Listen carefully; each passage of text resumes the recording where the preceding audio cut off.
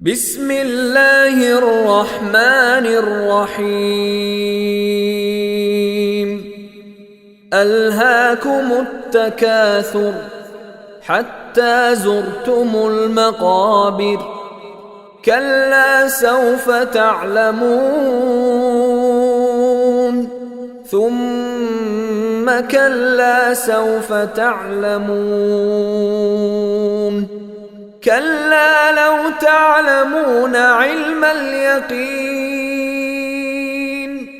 لترون الجحيم ثم لترونها عين اليقين ثم لتسألن يومئذ عن النعيم